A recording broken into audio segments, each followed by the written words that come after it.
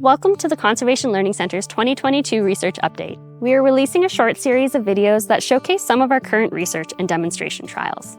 Thank you to our sponsors, Sask Wheat, Sask Flax, Sask Pulse, Sask Canola, Sask Barley, and of course, all of our funders who support research here on site.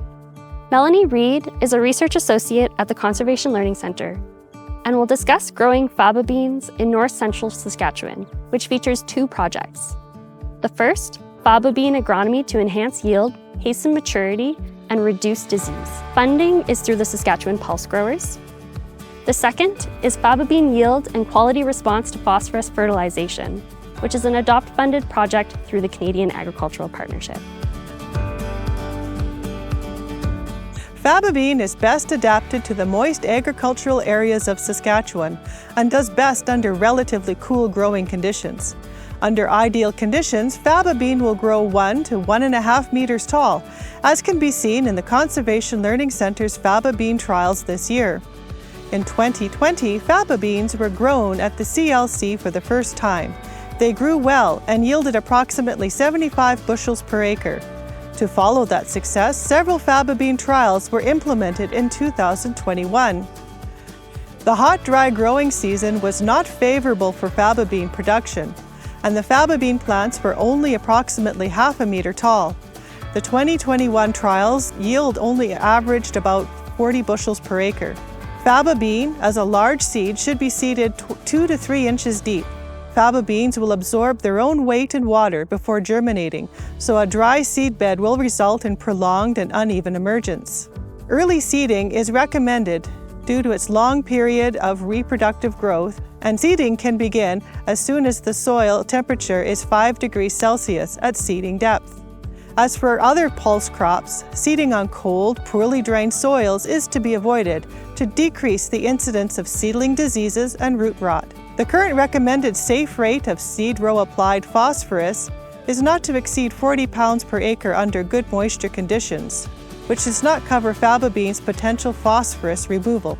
Previous studies conducted at IHARF near Indian Head, Saskatchewan, on soils with low residual nitrogen and low available phosphorus, but non-limiting potassium and sulfur, showed a positive response to increasing rates of both sideband and seed place phosphorus.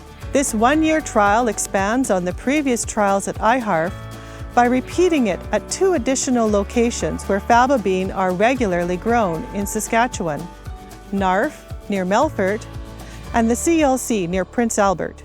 Here at the CLC, faba bean response trial was seeded with CDC Snowbird on May 18, 2022.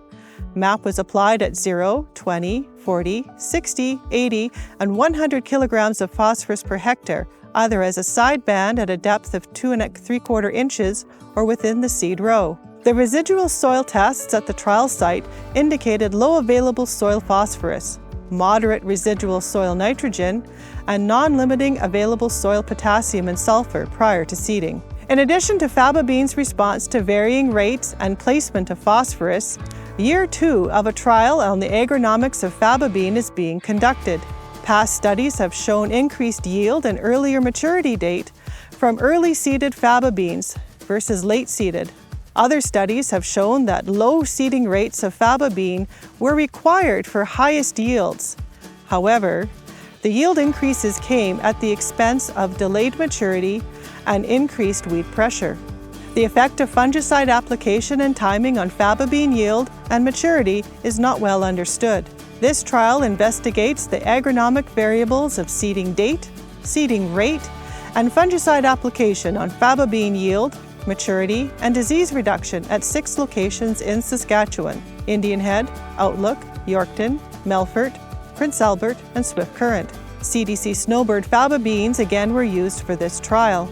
The early seeding date here at the CLC was May 11th, and the late seeding date was May 30th. The seeding rates were at the recommended 45 viable seeds per meter squared and a higher rate of 65 viable seeds per meter squared at a depth of 2 to 2.5 inches. As the location for the trial tested low for available soil phosphorus, a higher rate of MAP was side-banded at a rate of 60 kilograms of phosphorus per hectare.